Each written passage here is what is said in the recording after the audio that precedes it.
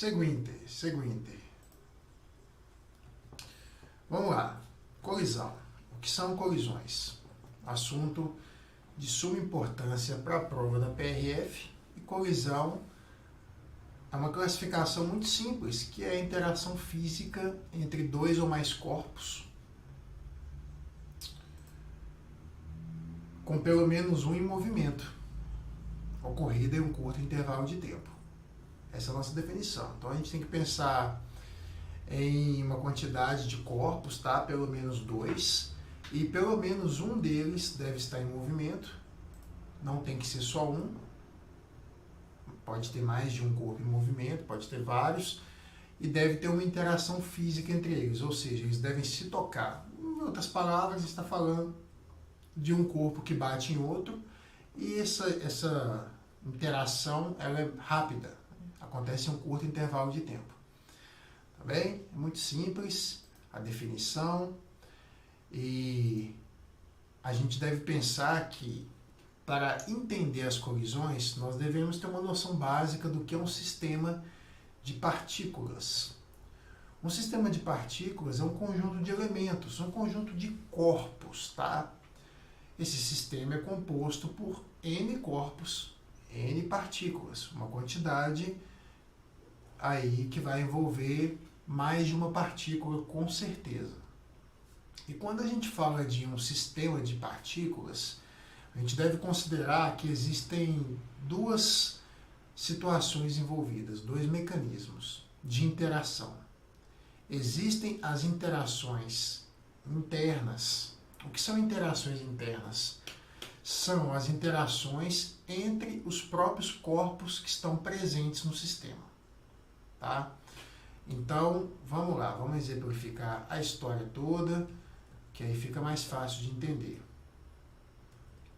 A gente pode pensar em um sistema com esferas, tá? Como se fosse um jogo de sinuca.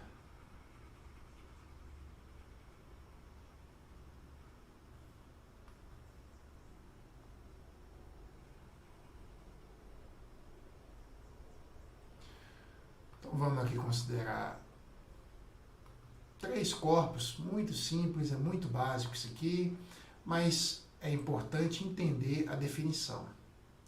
Olha,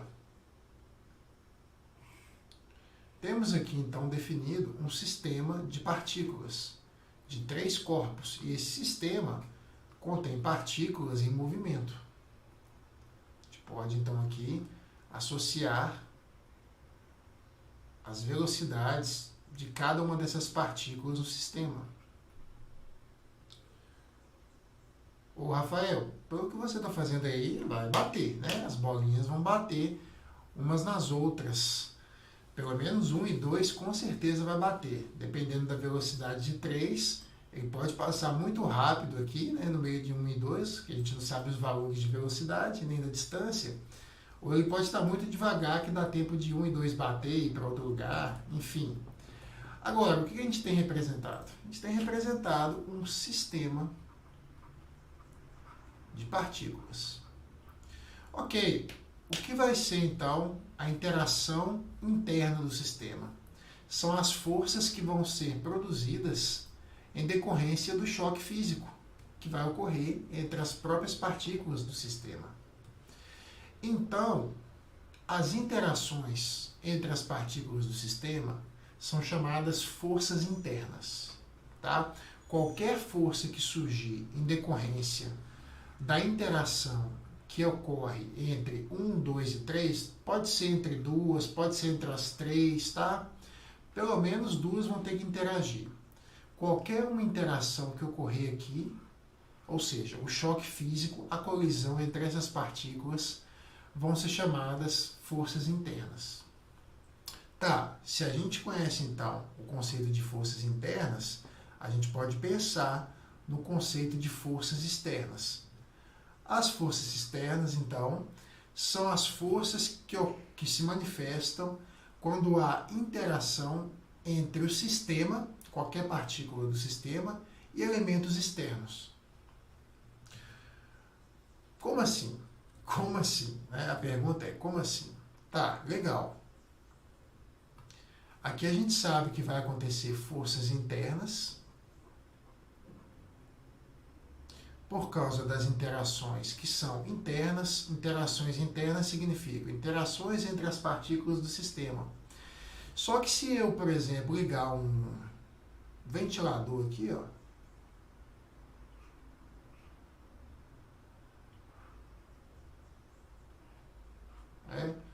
estou fazendo aqui ao vivo e a cores, bolando esse desenho aqui agora, acho que vai dar tudo certo. Tá, estou ligando aqui um ventilador. Esse ventilador, ele está ventilando.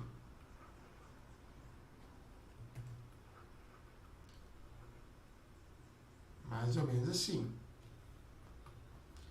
Um vetorzinho aqui de rotação, só para indicar que ele está girando. Bom, qual que é o efeito prático desse ventilador ventilar dessa forma?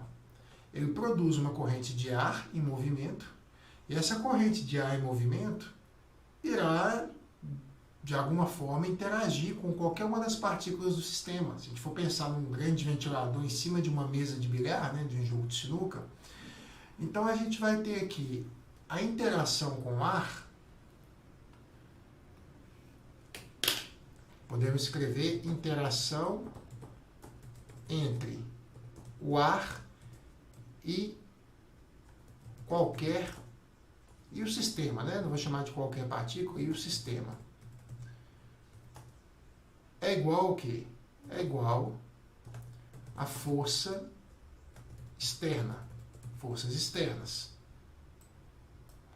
Então a gente agora consegue definir claramente o que é uma força interna e uma força externa. A força interna, ela surge devido às interações internas, ou seja, interações entre as próprias partículas que envolvem o nosso querido sistema de bolinhas aqui. Agora, forças externas são interações externas, porque tudo aqui na física não passa de interações, tá? Forças são interações entre corpos. Então aqui a gente vai ter a definição de que forças externas vão surgir toda vez que houver interações externas, ou seja, interação entre as partículas do sistema e qualquer coisa que não pertença ao sistema, como por exemplo o ar. O ar não está incluso na nossa definição inicial de sistema. Nosso sistema aqui possui unicamente 3 corpos, 1, 2 e 3, tá? Qualquer outro corpo que aparecer e interagir com essas 3 partículas, ou qualquer uma delas, irá provocar interações que são externas ao sistema, ou seja, vão produzir forças externas. Um outro exemplo que a gente poderia chamar de força externa é o atrito. Um outro exemplo aqui, ó, o exemplo de força externa, muito presente nas provas, principalmente falando em colisões, aí, veículos, a nossa prova da PRF, a força de atrito. Força de atrito é uma força externa. Por que força de atrito é uma força externa? Porque se o sistema definido inicialmente pressupõe a presença apenas das partículas 1, 2 e 3, se aqui nós temos uma interação com outro corpo, outra superfície, como por exemplo o solo, o chão, e essa interação influencia no sistema, nós temos então a produção de uma força externa no sistema. Tá? Então, Rafael, eu posso pensar que tudo que for fora do sistema é força externa. Pode. Tudo que for dentro do sistema, envolver só as partículas do sistema, é força interna. Perfeito, fechou. Esse é o raciocínio. Tá? E por que é importante saber isso? Essa definição é muito importante porque a gente vai precisar de considerar se o sistema está isolado ou não. O que é um sistema mecanicamente isolado? Um sistema mecanicamente isolado é quando a resultante das forças externas for nula. pode acontecer de dois modos. Isso pode acontecer pelo menos de dois modos distintos. Para a gente ilustrar, quando que a gente pode ter sistemas isolados? A gente pode ter sistemas isolados quando não tiver forças externas, né? Se a gente for voltar aqui para a nossa operação aqui do desenho, a gente tem um sistema mecanicamente isolado quando a gente não tem força externa. Então, por exemplo, como que eu poderia ter um sistema isolado? Eu retiro o atrito, não tem atrito. Eu retiro também o nosso ventilador, não tem ar, não tem ventilação. E aqui a gente vai ter, então, finalmente um sistema mecanicamente isolado. Ô, Rafael, mas tem forças aqui, ó, tem forças no sistema, porque eles vão bater, vão produzir forças, não está isolado. Opa, essas forças produzidas estão sendo produzidas entre única e exclusivamente a interação dos corpos do sistema. Essas interações são interações internas, então essas forças são chamadas forças internas. Aqui na situação representada, ó, tá passando ambulância aí. Vamos lá. Aqui as forças externas, desenho de vetor, né? As forças externas são igual a zero. Temos um sistema isolado, perfeito. Bom, como que a gente poderia supor um outro sistema mecanicamente isolado, mesmo com forças externas? Se a resultante das forças externas for igual a zero. Como assim, Rafael? Cara, vamos pegar um exemplo do ventilador de novo. A gente pode pensar no nosso querido ventilador e poderíamos considerar dois ventiladores iguais. Vamos pensar aqui no ventilador que produz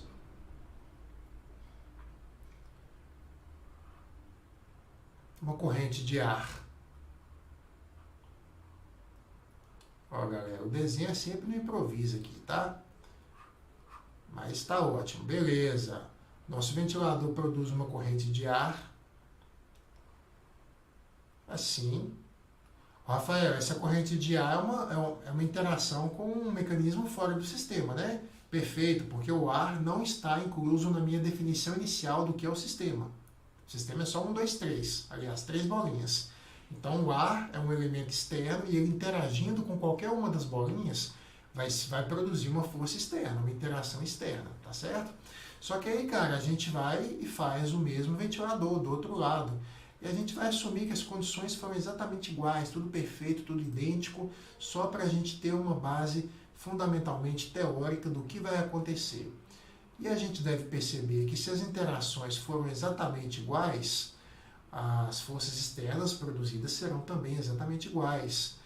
Esse ventilador está ficando uma beleza. Ok. Maravilha. Pessoal, mesma coisa, a mesma corrente de ar. Tá bem? Sendo assim, o que eu estou querendo sugerir nessa representação? É que esse sistema está sofrendo forças externas. Ele está sofrendo forças externas. Eu posso perceber aqui duas interações claras. E aí a gente pode supor que o sistema está sofrendo uma força externa F1 para a direita, tá? Essa força externa vai ser produzida por causa do ventilador 1. Então teremos aqui a força F1 para a direita. E também, por causa do ventilador 2, nós teremos a produção da força F2 para a esquerda, tá certo? Essas forças são forças produzidas por mecanismos de interação externa. São duas forças externas, mas elas são atuantes no mesmo sistema. Elas têm sentidos opostos e eu estou assumindo que elas têm a mesma intensidade. Bom, se tudo isso que eu falei é verdade, então a força resultante, ou seja, a força resultante externa ao sistema, é igual a zero. Isso acontecendo, o sistema continua perfeitamente, mecanicamente isolado. Tá? Então essa é a nossa definição de um sistema isolado mecanicamente. Eu acho que vai pegar aqui em cima da minha tela, né? Deixa eu ajustar aqui, beleza. Essa é a definição de um sistema mecanicamente isolado. Até aí tudo bem, a gente já sabe então que para um sistema estar mecanicamente isolado, a força resultante tem que ser zero. Então, vamos lá avaliar a situação agora prática de tudo isso.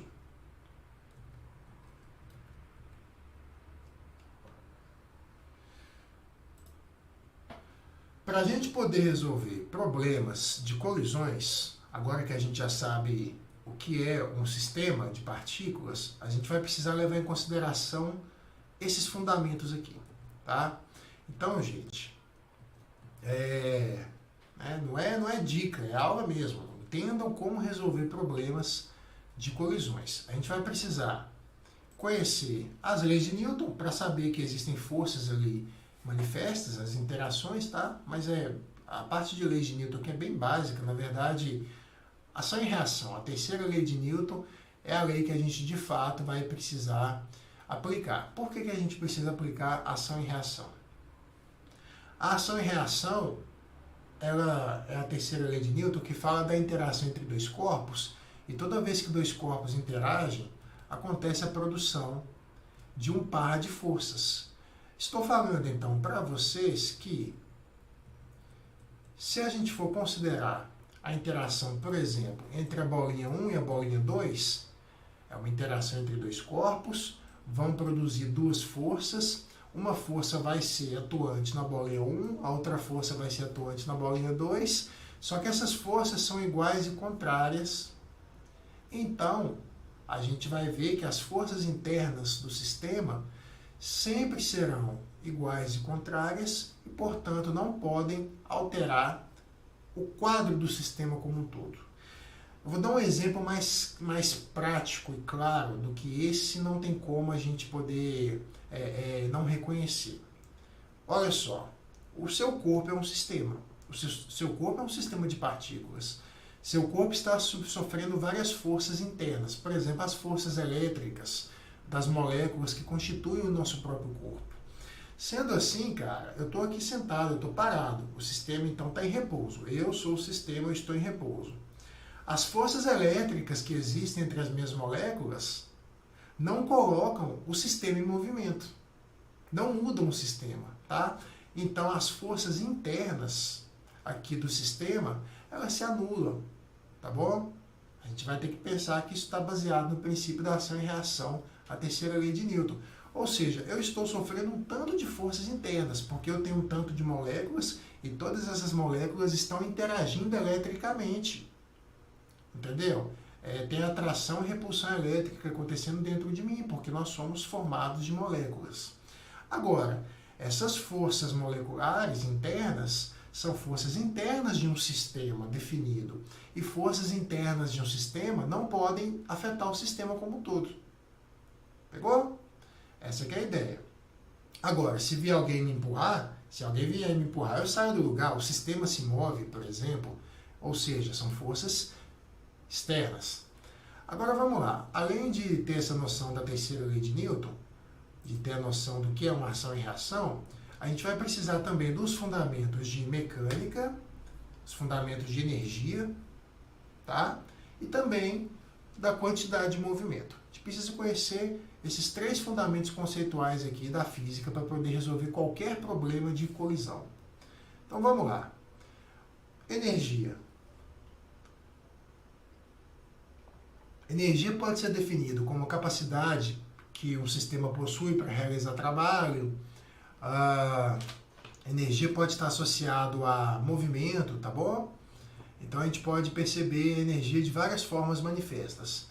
Aqui a nossa associação com energia vai ser principalmente a energia mecânica, a energia que está associada a movimento, a energia que pode envolver realização de trabalho e produção de movimento. O que é então a nossa energia cinética? A energia cinética é a energia que todo corpo em movimento possui. Rafael, um corpo está em movimento. Eu posso afirmar que ele sempre tem energia cinética?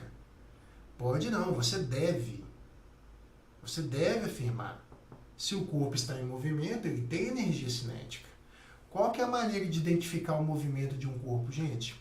A velocidade. A gente identifica o movimento de um corpo identificando a velocidade. Tá bom? É isso que a gente tem que perceber. Então, forma de calcular a energia cinética de um corpo. A energia cinética. Estou passando aqui as fórmulas, tá? Esse material já tinha... O material com fórmulas já tinha até sido disponibilizado no grupo do WhatsApp. Quem quiser, eu vou deixar o link aqui nos comentários também. Mas, rapidinho aqui a fórmula. Massa vezes a velocidade elevado ao quadrado dividido por 2. Então, se eu quero calcular a energia cinética de um corpo, eu preciso, então, aplicar essa fórmula para poder definir qual que vai ser a energia cinética. E a energia cinética tem como unidade, na verdade não é energia cinética, qualquer forma de energia, tem como unidade do sistema internacional o Joule, tá? A gente fala Joule, escreve Joule, mas fala Joule, vai representar com um J maiúsculo. Então, é isso, né, Rafael? O corpo está em movimento, tem energia cinética? Sim. Eu vou precisar conhecer a velocidade dele? Sim. A velocidade que você vai ter que conhecer vai ter que ser em metros por segundo, tá bom? A velocidade tem que estar em metros por segundo. Opa, velocidade, metros por segundo. Até aí tudo bem, né? E a massa também vai ter que estar numa unidade definida, ela vai ter que estar em quilogramas. Tá? Então vamos definir aqui já de uma vez as unidades envolvidas.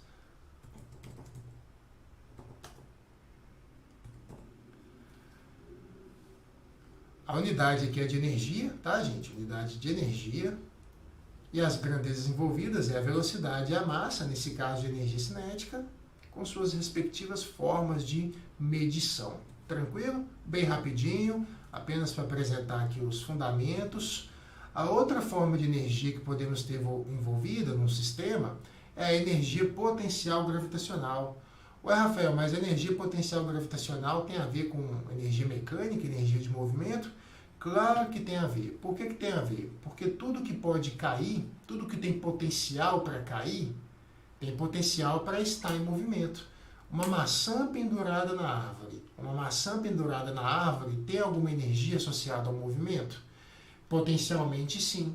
Porque uma maçã pendurada numa árvore ou qualquer outro objeto pode cair, porque está sendo puxado pela nossa querida gravidade, tá? Por isso que a gente fala que esse sistema potencialmente é capaz de entrar em movimento, ele possui então energia potencial gravitacional, tá? A gente pode pensar numa hidrelétrica, por exemplo, a água represada é libertada, né, ali nas comportas da represa e desce em alta velocidade para poder movimentar uma turbina, simples assim. Como que calcula a energia potencial gravitacional? É EPG. É EPG neles, tá? Esse aqui já caiu 2 vezes nas 2 provas da PRF. Aí a gente vê que esse assunto já foi discutido. Bom, MGH. Vocês já sabem que a energia é Joule, qualquer forma de energia é Joule, tá? A massa é quilograma. A gravidade, 10 metros por segundo ao quadrado, não podemos esquecer. Na verdade, a prova vai avisar, tá bom? A prova vai ser generosa e falar para a gente que a gravidade, a aceleração da gravidade no local equivale a 10 metros por segundo ao quadrado. E o H é o que, professor? O H só pode ser a altura da queda, tá? A altura associada ali a um referencial, ao solo, ao sistema. Tá bom? Então, definimos aqui também a energia potencial gravitacional e, por fim, o sistema também pode ter energia elástica. Saúde, não é Covid. Não é Covid, é saúde. Então, pessoal, a energia potencial elástica tem o mesmo princípio da ideia de potencial. Tá? Potencial é aquilo que tem potencial para estar em movimento, aqui no caso do contexto da energia mecânica. Rafael, mas uma energia potencial elástica pode de alguma forma estar associada ao movimento? Claro que pode, não só pode, como você tem que saber enxergar isso. E como que você vai enxergar isso? Minha tela saiu aqui rapidinho, né? Estou confirmando aqui, beleza. Eu apertei um atalho que não deveria ter apertado. Tudo bem, vai voltar aí para vocês.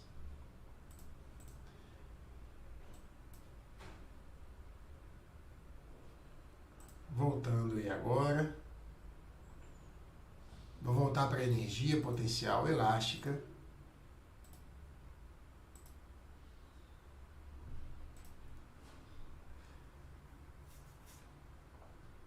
Isso daí foi só para ver se tinha alguém ao vivo aí, tá? Isso daí foi uma estratégia minha aqui de percepção. Beleza, então vamos lá. Energia potencial elástica. Aqui com vocês de novo, a energia potencial elástica é a energia que também pode estar associada ao movimento, tá? Todo corpo elástico, quando está deformado, possui essa energia. Ele está deformado, mas ele volta, tá? Tipo uma mola, uma borracha, gominha, estilingue, qualquer coisa do tipo. Amortecedores. E a fórmula é essa aí, ó, kx ao quadrado sobre 2. Deixa eu só dar um panorama para vocês entenderem o que é a nossa energia potencial elástica. Então você vai considerar para mim uma mola. A mola, ela está inicialmente frouxa, tá? Ela está sem deformação, então aqui é o marco zero dela. Ela não está esticada nem comprimida. A mola já tem esse formato helicoidal que a gente fala. Ela já é entortadinha assim por sua natureza de fabricação.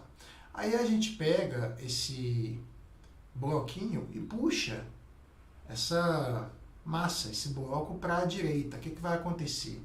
O sistema vai ficar então assim, né? Essa mola vai esticar. Ela vai esticar, ela vai ficar aí maior do que zero, igual eu estou desenhando aqui. O zero é essa marcação aqui, ó. E esse pedaço que esticou, a gente chama de deformação elástica. Pode chamar de X, tá? Só para poder definir, não tem problema não. Mas o fato é, o interessante aqui, é você perceber que se você esticar essa mola, cara, é óbvio, né? O que vai acontecer? Ela vai puxar. Todo mundo já viu isso na vida acontecer em algum momento. Então, se ela vai puxar, ela vai fazer força. E se ela vai fazer força, ela vai colocar esse bloquinho aqui, né? Possivelmente em movimento, tá bom? Ah, professor, então eu posso pensar que uma mola é um corpo elástico, ele pode produzir movimento? Pode. Então, ele tem uma forma de associação energética também relacionada ao movimento. É a energia potencial elástica. O que é a energia potencial elástica? Quanto mais eu deformo essa mola, mais energia ela vai ter armazenada. Ela está energeticamente ali com uma energia ali associada, tá certo? Uma energeticamente potencial ali, um potencial energético, porque você deformou, ela vai puxar, cara, ela vai puxar. Pode ser que você continue segurando, pode ser que você solte, e aí quando você soltar, ela vai tentar voltar à forma original. No que ela faz essa força para voltar à forma original, ela move as coisas, tá bom? Então ela tem uma energia associada ao movimento, a energia potencial elástica, que vai ser medida assim, kx ao quadrado sobre 2, x é a deformação, tá bem? X é a deformação, então aqui eu vou voltar lá para o PPT, para o nosso PowerPoint. X é a nossa querida deformação e o K é a constante elástica. X. Pode ser em metro, tá? Pode ser em centímetro, mas preferencialmente em metros por causa da constante. K é uma constante elástica. É um valor fixo. É um valor fixo que depende da mola, que diz o tanto de força que ela faz por cada metro deformado. Então, essa deformação, essa constante vai ser medida aqui em Newton por metro. Ou seja, exemplo, uma mola tem constante elástica de 100 newtons por metro. Significa que para cada 1 metro de deformação que você provocar ela vai puxar com 100 newtons de força. Então, quanto maior a constante elástica da mola, mais dura ela é, mais rígida ela é, tá bom? Se você pegar uma mola que tem uma constante de 500 newtons por metro, se você deformar ela 1 metro, ela vai puxar com 500 newtons de força. Automaticamente ela é mais rígida, é mais difícil você deformar ela 1 metro. Tem mola mais macia, tem mola mais rígida, né? Tranquilo? A ideia aqui é saber usar a fórmula quando precisar.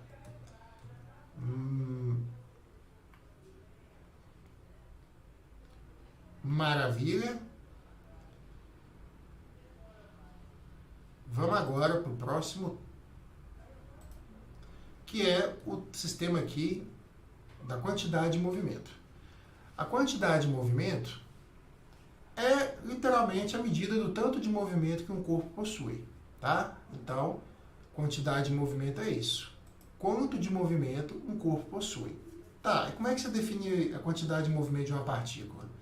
Simples assim, você multiplica a massa vezes a velocidade. Então, quantidade de movimento, também chamado de momento linear, tá? Vocês podem ver muitas aulas, muitos materiais aí que vocês vão encontrar também a definição de momento linear, que é a mesma coisa. Mas como o edital da PRF usa nesses termos, quantidade de movimento, então eu vou usar somente ele. Note uma coisa em particular que essa fórmula tem. A quantidade de movimento é uma grandeza vetorial. Então, duas coisas que você nunca pode esquecer sobre quantidade de movimento. Que ela tem uma fórmula simples, massa vezes velocidade, e ela é uma grandeza vetorial. Isso quer dizer que essa grandeza manifesta, ela tem uma quantidade numérica, um módulo, um valor, né? Você tem tanto de movimento, e você tem tanto de movimento em uma direção e sentido específicas. Tá? Em uma direção e sentido específicas. Então a ideia aqui é vocês perceber que você não está com essa fórmula só medindo o valor de movimento que uma partícula possui, o valor da quantidade de movimento. Você está medindo também, você vai ter que considerar também a direção e o sentido desse movimento. Porque olha só, a gente pode voltar aqui para o nosso esqueminha das bolinhas. Vou colocar aqui, ó, tá aqui, no de antes. E aqui eu quero que vocês percebam que cada uma dessas três partículas estão em movimento, porque tem velocidade. Então você poderia calcular a quantidade de movimento separadamente de cada uma. Q1 seria, então, a massa de 1 vezes a sua velocidade. Agora note que é uma grandeza vetorial. Então, além dos valores de 1 e 2 pode ser igual o módulo, tá? Depende do resultado dessa multiplicação, mas pode ser diferente também. Repare aqui, ó, que Q2, então eu vou fazer só de 1 e 2. Seria M2 V2. Bom, esses valores podem dar iguais, né? Q1 e Q2 podem ser iguais em valores.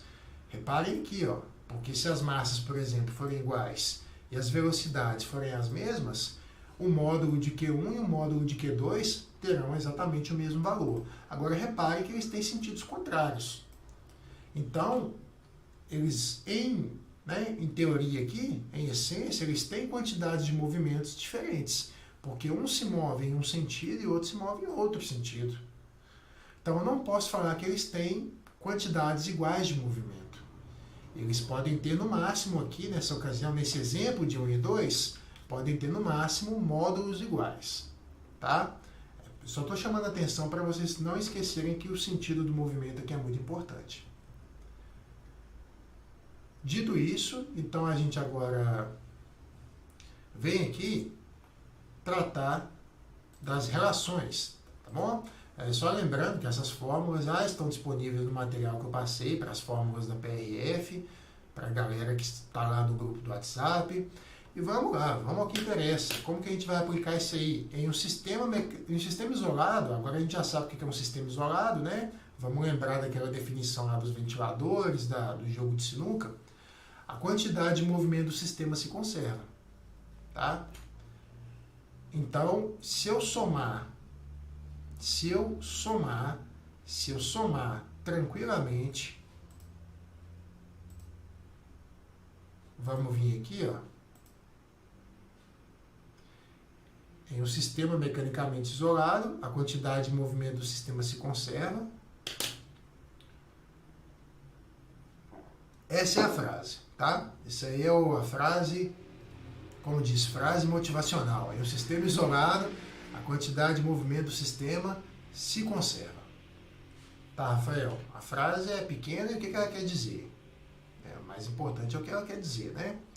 O que ela quer dizer é o seguinte, simples assim. Vou definir aqui, para ficar bonito, também a quantidade de movimento da bolinha 3, que é a mesma fórmula. M3, V3. Perfeito? Perfeito. Legal, pessoal? Tá. E aí? O que é a conservação da quantidade de movimento do sistema? A quantidade de movimento do sistema é igual à quantidade de movimento de 1, mais a quantidade de movimento de 2, mais a quantidade de movimento da bolinha 3. E não importa o que aconteça entre essas três bolinhas, tá? Não importa o que aconteça entre essas três bolinhas. Elas vão bater uma na outra? Vão bater uma na outra. O movimento delas vai mudar? Vai. Vai mudar o movimento de 1 e vai mudar o movimento de 2 também.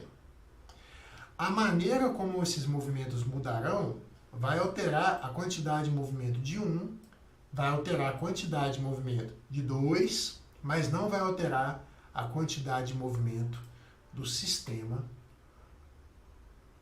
pois a quantidade de movimento do sistema se conserva, vai ser uma constante. Rafael, mas eu não entendo como que pode ser constante, sendo que você está falando que vai mudar aqui os movimentos de 1 e 2. Vai mudar de maneira que quando você colocar nessas equações, né, por exemplo, 1 e 2 vai bater. Vai ter uma nova quantidade de movimento de 1 e vai ter uma nova quantidade de movimento de 2. Quando você jogar os valores aqui e fizer essa soma para o sistema, você vai ver que vai dar o mesmo resultado, o mesmo valor. Então é meio que você tem uma mudança regrada, né? Uma mudança ali que obedece ali algumas leis da física, por isso que a física ela tem essa magnitude, né? Essa importância, esse valor, né? De descrever com exatidão sistemas. A quantidade de movimento de um sistema é utilizada para prever uma série de coisas que a gente não pode nem começar a falar aqui, senão a gente não para, né? Tá certo? Então a quantidade de movimento do sistema é constante. Isso, claro, estou assumindo com todos vocês que o sistema está mecanicamente isolado, gente. Isso aqui é de praxe. Se não fosse assim, eu não poderia falar que a quantidade de movimento do sistema é constante. O ventilador aqui, ó, ele não pode estar fazendo... Eu vou até tirar esse ventilador, tá? Vou tirar esse ventilador porque... a gente poder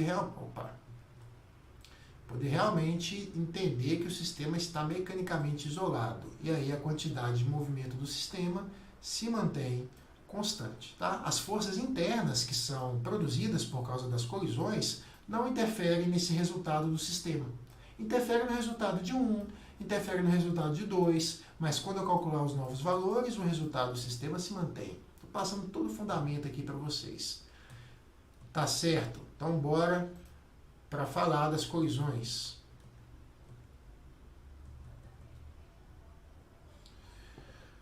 Muito bem.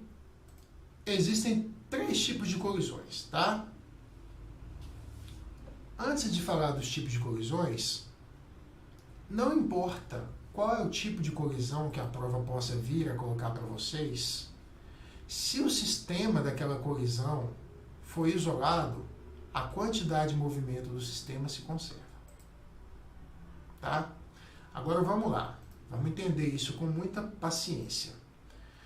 O que é uma colisão elástica? Uma colisão elástica é uma colisão que, além da quantidade de movimento do sistema se conservar, porque a gente vai assumir o sistema isolado, tá? Na colisão elástica acontece também a conservação da energia mecânica. Tá bom? Então agora tem 2 grandezas sendo envolvidas aqui. Eu não escrevi aqui porque agora eu vou mencionar só a energia, mas está subentendido que nas colisões, seja quais forem, a conservação da quantidade de movimento ocorre. Essa conservação da grandeza definida aqui para o sistema, tá? A quantidade de movimento que eu mostrei para vocês lá com a bolinha 1, com a bolinha 2, com a bolinha 3. E o que é uma colisão elástica? Uma colisão elástica é uma colisão que não produz barulho, não produz calor, não produz deformação permanente. Deformação permanente é aquela deformação que bate a massa e não volta. Não é igual acontece na mola. Deformação da mola é deformação elástica. A colisão elástica é uma colisão que não produz deformação permanente. Tipo a colisão da mola. Você bater na molinha e voltar. Seria uma deformação elástica. Não pode dar barulho, não pode gerar calor, não pode gerar nenhum tipo de ruptura ou amassados permanentes. Ué, Rafael, essa colisão existe? Só na teoria. Na prática, não. Tá? Como a nossa prova é teórica, isso aqui pode ser discutido. Olha um exemplo que a gente pode supor aqui de colisão elástica. Isso é uma colisão, gente. Olha o sistema. O que é o sistema? A primeira coisa importante é definir aí no jogo de bilhar o que é o sistema. A gente vai supor que essa mesa não tem atrito, tá? Então, não tem força externa. Também não tem ventilador, não tem ninguém soprando. A gente vai falar que o ar não vai influenciar no sistema. Então, o sistema... Deixa eu pausar esse negócio aqui que eu já estou tendo alucinação, porque já está repetindo. Pronto. Vou parar no momento mais...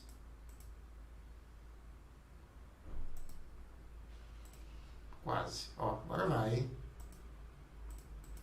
Não quer, não consegue. Beleza, tá bom. O sistema, então, vai ser a bola branca e as bolas coloridas.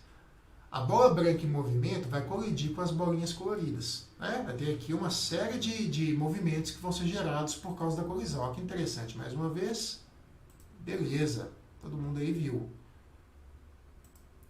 Sendo assim, se a gente assumir que não tem resistência do ar, não tem vento, não tem atrito com a mesa de sinuca, não tem forças externas. Tá? E se a gente falar que nessa colisão, a gente sabe que na prática deu barulho, né? Agora, a colisão elástica ela é só teórica, ela não existe na prática.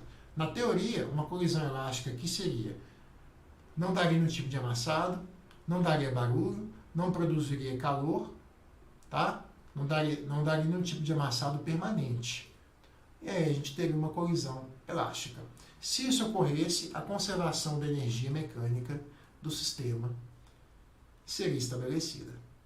Só para vocês entenderem que é uma colisão meramente teórica. Tá? Fica aí, então, essa ilustração de uma colisão elástica.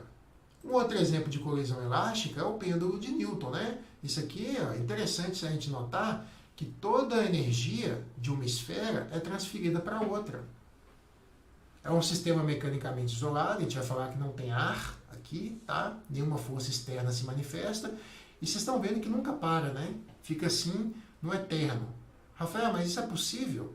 Não, na prática não. Se você montar um sistema desse, na prática, ele vai parar em algum momento. Por quê? Só na teoria que existe colisão elástica.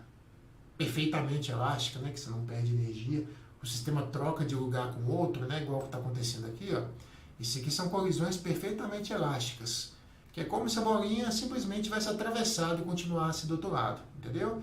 É como se a primeira bolinha aqui, ó, nunca tivesse batido, ela tivesse passado diretamente para o outro lado. Só que, na verdade, o que está acontecendo aqui é uma transferência integral de energia, de bolinha em bolinha, e aí produz movimento lá na última bolinha. Ela sobe até a altura inicial e nunca diminui a altura. Isso aqui é um caso perfeitamente elástico, teórico, tá? Que evidentemente que não existe na prática. Não dá barulho, não dá som, não dá calor e não gera deformação permanente. Rafael, nessas colisões o que eu tenho que saber? Que elas são teóricas e que acontece a conservação da energia mecânica. Tá? Algo que não existe na prática. Na prática, o que existe é isso aqui, ó. Colisão inelástica. Na prática, existem as colisões inelásticas. Pronto. A palavra in, né, é o contrário, vai produzir aquela não elasticidade, né, não elástica. Então, a colisão inelástica é a colisão não elástica. O que acontece aqui? A energia mecânica não se conserva. Essa é a vida real. Esse é o mundo que a gente vive, tá? A vida real é essa. Vida real. Então, vida real, energia mecânica não se conserva na colisão. Como que você vai identificar isso? Deu barulho, amassou e não voltou à forma original, produziu calor, quebrou, ruptura, tá bom? Então tudo isso são evidências de uma não conservação da energia. É uma evidência de uma colisão inelástica. Na prática, todo mundo sabe o que é isso aqui, né? É uma batida, uma colisão de veículos. Olha o que aconteceu, né? Olha só, como é que ficou aí a frente do carro, a traseira do carro, do outro carro. Ruptura, deformação permanente, deu barulho e produziu calor, tá? Pancada produz calor. Você pode até não perceber, né, a energia térmica gerada ali, mas ela é produzida sim, tranquilo? Então, em detalhes aqui, bem rápidos, é isso. Isso é uma colisão inelástica. Então, a diferença é clara. Colisão elástica, energia mecânica se conserva. Aquele pêndulo de Newton, ótimo exemplo. Vocês podem ver que aquilo é bem utópico, né? Ideal, não tem nada de real naquilo. Mas o que é real é o que a gente vê, que é isso aqui. Uma deformação permanente e a perda de energia mecânica, a perda de energia cinética, tá? Porque aqui a gente não tem um corpo com altura, não tem nada disso. E, finalmente, um caso particular, e esse é o caso preferido da prova. Tá bom? Preferido da PRF. Que é a colisão, ela é inelástica, então você sabe que não vai ter conservação de energia, vai perder energia, mas ela é perfeitamente inelástica. Qual que é a diferença básica? A diferença básica é que na colisão perfeitamente inelástica acontece a maior perda de energia possível naquele sistema, tá? Na colisão das partículas do sistema. Então aqui a perda é máxima, maior perda de carga energética. E as partículas permanecem juntas após a colisão. Simples assim. Rafael, como é que eu enxergo isso no exercício? Cara, simples, bateu, ficou grudado, ficou junto, é colisão perfeitamente inelástica. E aí você tem que entender que a perda de energia ali foi máxima. Perda máxima, gente, não é perda de 100%, não. O sistema não perde, não tem que perder toda a energia dele numa colisão. Não perde, tá? Não vai perder toda a energia na colisão. Vai perder uma carga máxima energética ali, que vai ser dissipada, porque vai dar muito barulho, vai amassar bastante, vai produzir muito calor. Exemplo é esse aqui, ó. Temos aqui um caso trágico, que é um trem atingindo em cheio um carro na ferrovia. O carro estava parado, mas o trem estava em movimento. Ó, parei aqui, a animação num ponto ótimo, hein? Então, galera, é aula mesmo. Eu estou aplicando aqui com vocês os fundamentos teóricos aqui, mostrando o que é cada situação. Não é dica aqui, motivacional Instagram, sei o que lá, seja feliz que você vai vencer. Não é isso, a gente está estudando o que é física. E quando a gente entende o que eu estou mostrando aqui, você consegue desenvolver qualquer situação, tá? O importante aqui é vocês aprenderem agora, assistir com calma, quem quiser rever vai ficar aqui no canal, assistir com calma e entender o que é cada caso de colisão e como que a gente vai desenvolver. Porque agora eu vou finalizar a exemplificação e a gente vai para a parte prática da aula. É isso. Olha, a locomotiva, né? O trem aqui, ele arrasta o carro. Rafael, ele arrasta o carro. Você está me dizendo então que eles permanecem juntos após a colisão? Como que você vai classificar essa colisão na prova? Nesse sistema, ocorreu uma colisão perfeitamente inelástica, tá? Uma colisão que os corpos não permaneceram unidos, quer dizer, uma colisão que os corpos permaneceram unidos após o contato físico, né? O choque físico. Tá, energeticamente o que aconteceu? A maior perda possível. Deu muito barulho, deu muita amassada, aqui o arregaço é maior, né? O negócio fica mais feio, a colisão é bem violenta, né? Vocês podem perceber aí. E aí, a produção de calor é intensa também e a perda energética é a maior possível. Tá? Então agora vocês sabem exatamente qual que é cada tipo de colisão. Então são essas três. Aquele caso utópico, né? Só revisar aqui com vocês. O caso utópico da colisão elástica, onde a energia mecânica se conserva. Aí eu peguei uma situação real, que esse cara, né, fez esse... Eu vou deixar o link dos GIFs aqui, tá, gente? Até por conta de onde que eu retirei, de qual site. Caso o YouTube xie quanto à relação de direitos autorais e tal. Vou deixar os GIFs aqui descritos no link. E aí eu supus a situação ideal. Como que eu supus a situação do jogo de sinuca ideal? Eu desprezei a resistência do ar, desprezei o atrito e supus que as bolinhas iriam colidir elasticamente, né? Não daria barulho, não daria amassado. É um caso também teórico, né? Utópico. Todos esses sempre serão teóricos, utópicos, né? Ideais. É esse aqui, ó, de colisão elástica. Vida real. Vida real é o que perde energia. Bateu, perdeu energia. Tá? Aqui, ó, bateu, amassou, deu barulho, perdeu energia. Perdeu mais energia do que qualquer outra situação. Bateu, amassou, deu muito barulho, deu muito amassado e saiu arrastado junto. Ó. Os corpos permaneceram unidos após o impacto. Tá? Como vocês podem perceber aí na nossa situação. Tranquilo? E, finalmente, vamos lá agora para o que vocês precisam saber fazer.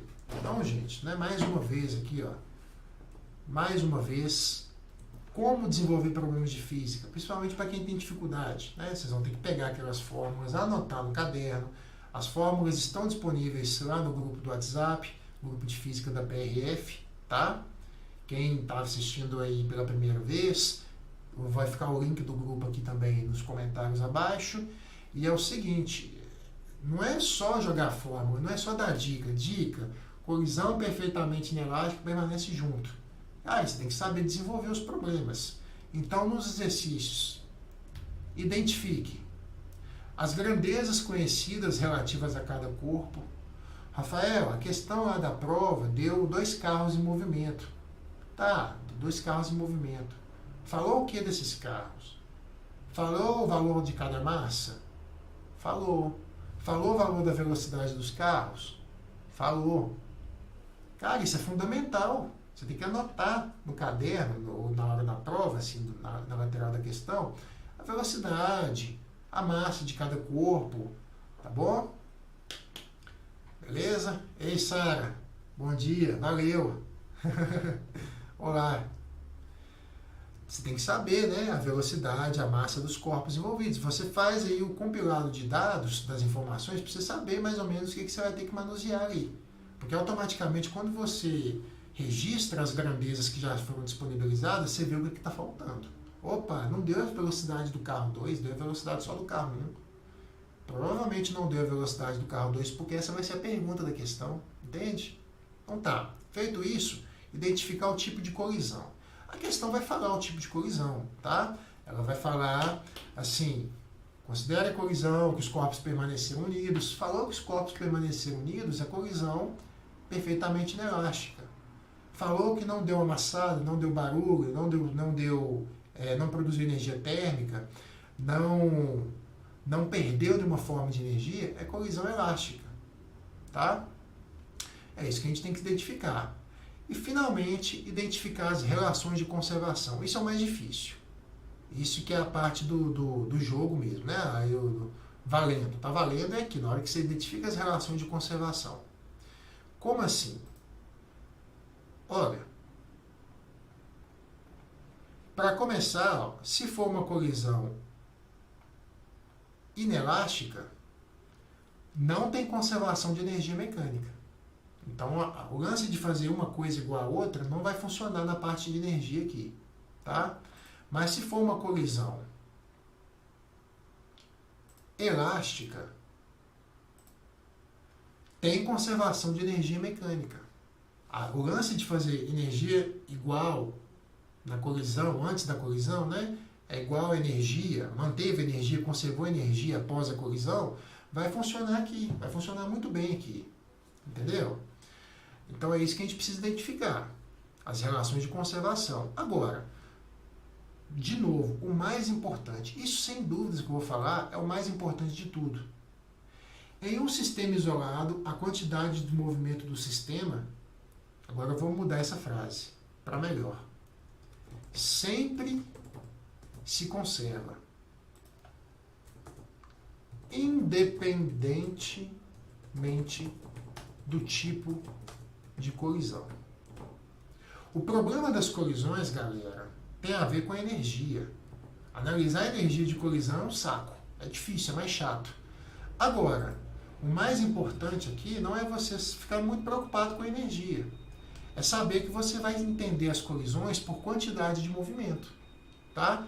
Em um sistema isolado, independente da colisão que o sistema pode apresentar, a quantidade de movimento do sistema sempre se conserva. O antes e o depois vai dar o mesmo valor. É aquele exemplo que eu falei das bolinhas que eu tinha desenhado. Vou lançar uma delas aqui agora. Tá aqui, ó. Rafael, bolinha 1 bateu com bolinha 2. Tá, a bolinha 1 tem quantidade de movimento 1. Tá aqui, você vai pegar os valores e vai calcular. Bolinha 2 tem quantidade de movimento 2. Tá aqui, você vai pegar os valores e vai calcular. Quando elas baterem, a quantidade de movimento do sistema vai continuar a mesma. Então a gente tem a quantidade de movimento do sistema. A gente põe assim, ó. Antes da colisão. E temos a quantidade de movimento do sistema depois da colisão. E o que me garante o sucesso matemático aqui? O que me garante o sucesso matemático aqui é a relação de igualdade. Por ser uma grandeza conservativa, eu vou conseguir calcular qualquer coisa que a prova vai pedir. Eu vou estabelecer a relação de igualdade e vou isolar a variável que eu não consegui captar, né? que eu não tenho disponibilizado através do enunciado, que vai ser a pergunta da questão. Por isso que isso aqui está linkado com aquela ideia de identificar as variáveis que eu falei lá no PowerPoint, na hora que eu mostrei nos exercícios o que você deve fazer. Né? Eu vou recapitular aqui, ó, essa noção. Quando eu estabeleço, olha que interessante isso aqui. Então, eu estou ensinando o modo, como que o físico pensa. Tá? Eu não estou dando dica, eu estou dizendo o que a gente faz quando a gente vai resolver problemas de movimento e colisão. Entendeu? A gente faz dessa forma. Se você entender o modus operandi, o mecanismo de raciocínio, como que a física constrói um raciocínio, você desenvolve o problema. Entendeu? Bom, se eu sei que a quantidade de movimento do sistema se conserva, então eu tenho uma relação de conservação no sistema. Uma relação de conservação vai me dar uma igualdade matemática. Tá certo? E aí, com essa igualdade matemática, eu consigo descobrir a grandeza que não é conhecida. Né? Descobrir a grandeza desconhecida. Para isso que serve a relação de conservação. Beleza? É isso, está aqui nosso fundamento teórico e agora eu vou aplicar na prática com vocês justamente tudo que eu falei. Vamos lá, vamos pro jogo valendo, né? Que foi treino, agora é jogo. Beleza, rapidão assim, galera. Tá gravado, eu mostro e já vou para a atividade. 2 vagões de trem de massas 4 vezes 10 a 4 kg e 3 vezes 10 a 4 kg deslocam-se no mesmo sentido sobre uma linha férrea retilínea. O vagão de menor massa está na frente, movendo-se com uma velocidade de 0,5 metro por segundo. A velocidade do outro é de 1 metro por segundo. Em dado momento se chocam e permanecem acoplados. Imediatamente após o choque, a quantidade de movimento do sistema formado pelos 2 vagões é... Vamos lá, o que a gente sabe aqui? Que eles se deslocam no mesmo sentido. Isso é importante porque aqui eu vou passar um macete que... Na outra questão, tem 3 questões aqui, a outra vou usar um macete que eu não mostrei ainda na parte teórica, tá? Eu deixei aqui para as questões. eles se chocam e permanecem acoplados. Você sabe então que essa colisão permanecer acoplada é perfeitamente inelástica, e a pergunta é a quantidade de movimento do sistema após o choque. Beleza, vamos representar esse sistema. Fazer aqui os vagões, rapidão, só para a gente poder entender o que está acontecendo.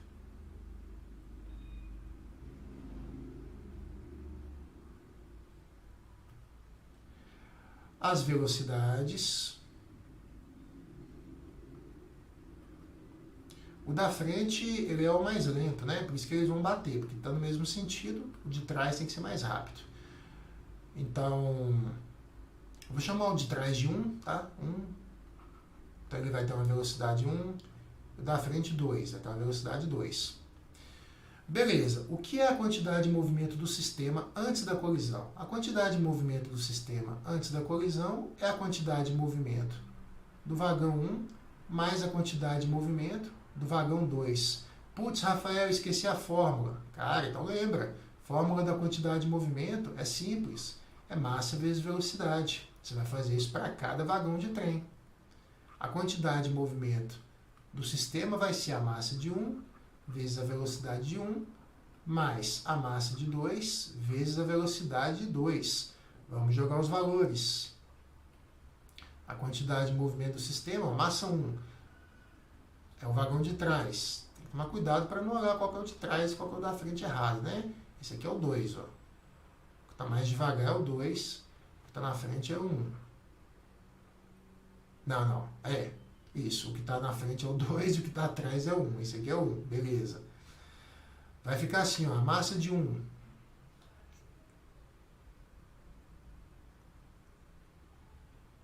Vamos considerar aqui o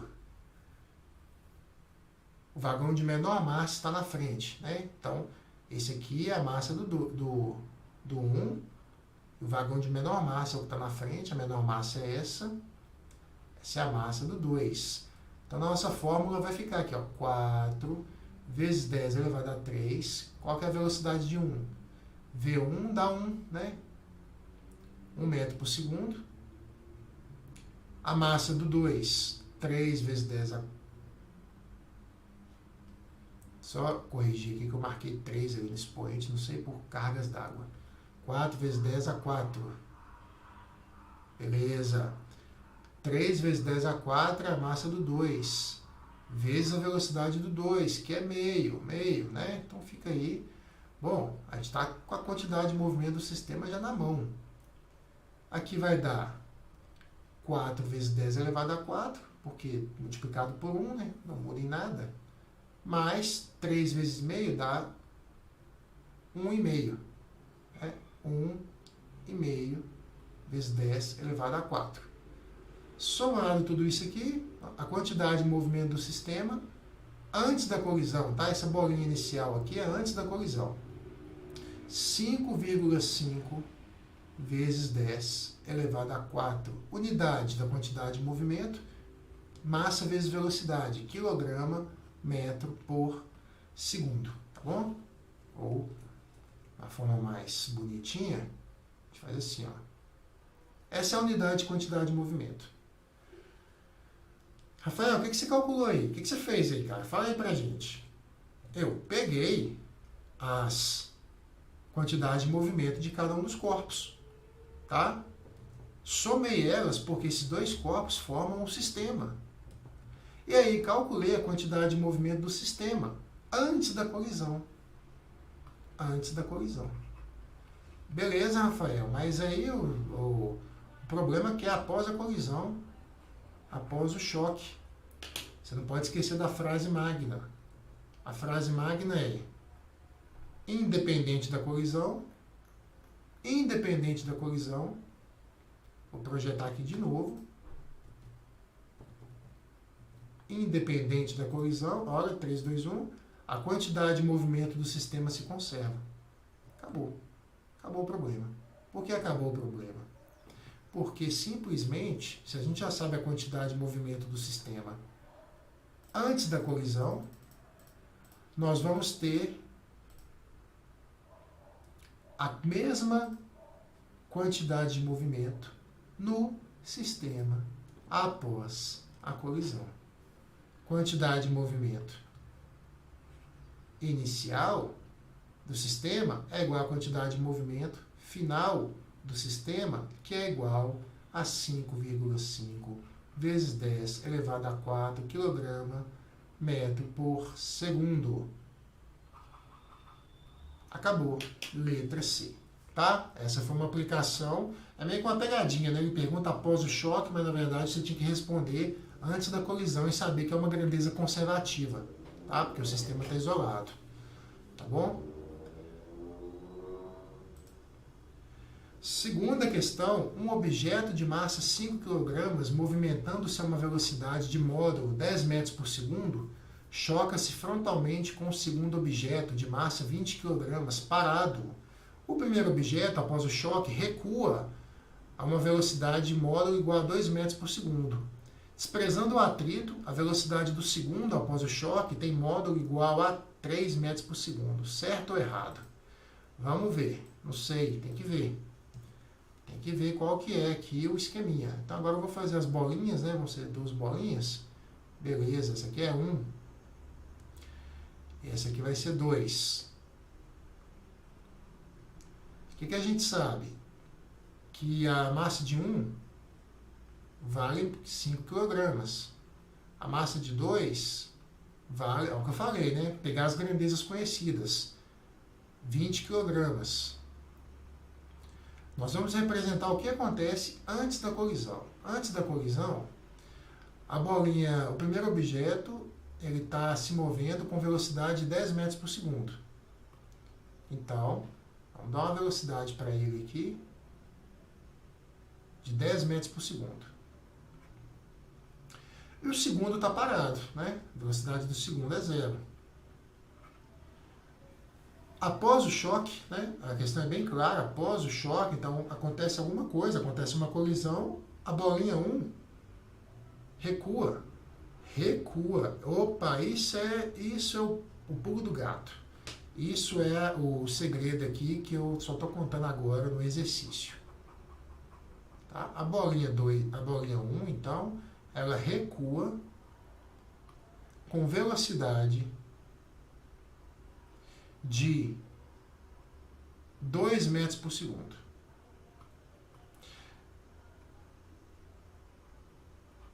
Eu tenho que lembrar uma coisa muito importante aqui. Que existe uma orientação vetorial estabelecida. E vou falar em linhas gerais de uma forma mais simples impossível. Tá? Mais simples impossível do que eu vou falar agora. Todo vetor, não importa qual grandeza seja, aqui o exemplo é velocidade, mas isso aqui vale para qualquer caso. Todo vetor que você está num sistema de partículas e existe uma orientação positiva para algum desses vetores, tá? No caso aqui, ó, antes da colisão só tem um vetor, né? O vetor da bolinha 1. A bolinha 2 não tem vetor porque é da parada. Se a orientação para a direita é positiva, é porque a orientação de qualquer vetor para a esquerda tem que ser negativa. É só uma noção de referencial. Tá? Se para a direita o vetor, ou seja, se existe um sentido positivo estabelecido, é porque o sentido oposto tem que ser negativo.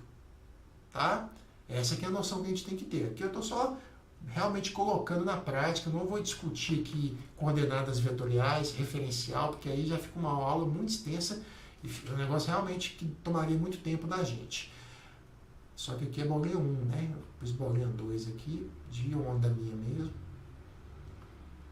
Bolinha 1, ela recuou. Isso é após a colisão.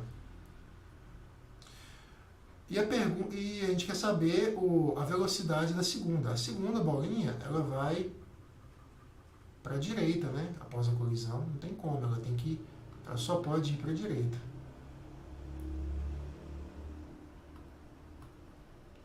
Então ela vai fazer isso aqui. A gente quer essa velocidade de 2 final. Tá? Depois da colisão. Bom, como é que a gente vai resolver isso? A gente vai calcular a quantidade de movimento do sistema antes da colisão. A quantidade de movimento do sistema antes da colisão é a quantidade de movimento de 1 mais a quantidade de movimento de 2. Simples assim. Vamos lá? A quantidade de movimento do sistema antes da colisão vai ser a massa de 1 vezes a velocidade de 1, mais a massa de 2 vezes a velocidade de 2 antes da colisão. Tudo que eu estou fazendo aqui é antes da colisão. Tá? Não é essa velocidade final que a gente inclui, é a velocidade inicial, antes da colisão. Ué, professor, mas é zero. Se é zero, você vai cortar. Não tem problema não, só estou montando a fórmula. É zero? Então isso aqui tudo some, porque zero vezes qualquer coisa é zero. Finalmente, a quantidade de movimento do sistema 1, né, antes da colisão, ficou a massa de 1, 5, vezes a sua velocidade, 10. Dá 50 kg metro por segundo. O Rafael, mas perguntou depois da colisão como é que eu vou descobrir essa velocidade final? Porque você vai aplicar o princípio de conservação. A quantidade de movimento do sistema antes da colisão é igual à quantidade de movimento do sistema depois da colisão. Tá? E o que é a quantidade de movimento do sistema depois da colisão? Esse aqui foi antes. A quantidade de movimento do sistema depois da colisão é o mesmo princípio matemático. Vou fazer aqui de azul.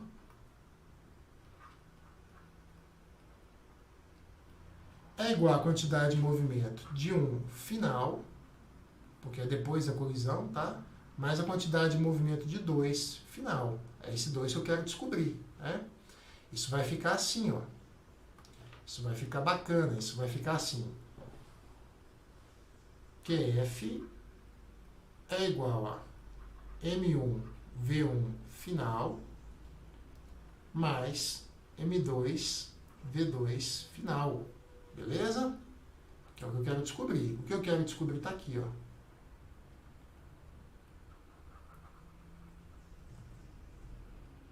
Justamente isso que eu quero descobrir. Tá? Queremos descobrir esse camarada aqui. A velocidade de 2 após o choque. Tá, professor? Você consegue descobrir agora a velocidade de 2 após o choque? Consigo, porque eu tenho uma conservação. O que nos salvou é esse aqui, ó. Esse sinal de igual salvou. Olha a grandeza conservativa aqui. Eu já calculei o valor do sistema antes da colisão e o valor do sistema antes da colisão é o valor do sistema depois da colisão. Porque são forças internas, não tem nada externo. Já expliquei toda a historinha do vento, do ventilador, entendeu? Então não pode mudar o valor constante do sistema. Aqui a gente joga os valores, né? Então vai ficar aqui, ó, 50, porque, né, é a mesma quantidade de movimento do sistema, é igual a massa de 1, e aqui tem um pulo do gato, 5, olha a velocidade de 1 final. Atenção no detalhe. Lembra que 1, quando bateu, isso aqui é o mais difícil, cara, de enxergar. Isso aqui passa batido nos olhos de todo mundo. Ele recua. Falou na prova, cara, você leu uma questão de física, falou recuou, você tem que lembrar disso aqui. Recuar é um negócio para você ficar bolado na hora da prova. Você ficar assim, por que recuou? Recuou porque mudou o sentido de movimento. Então, se antes a velocidade foi considerada positiva, no recuo, a velocidade de 1, cara, ela é negativa. Por isso que entra assim na equação. E se você não colocar o sinal negativo, o resultado dá errado. Tá? Aqui vai ficar mais a massa de 2, que são 20 kg, vezes a velocidade de 2 final. Tá certo? Finalmente, nosso problema vai ser resolvido. 50 é igual a menos 10 mais 20 VF, V2F. Aqui vai dar 60, né? Continuando aqui, ó. Continuar aqui em cima. Menos 10 vai passar para o outro lado do igual, vai somar com 50. Então vai ficar 50 mais 10 é igual a 20 V2F. 60, né? É igual a 20 V2F. Só passar o 20 dividindo. Então, a velocidade de 2 final vai dar 60 dividido por 20, que é igual a 3 metros por segundo. Nossa resposta está certa. Que luta, hein? Que batalha. Ótimo. Beleza. É isso aí, tá? Eu vou aqui passar para frente.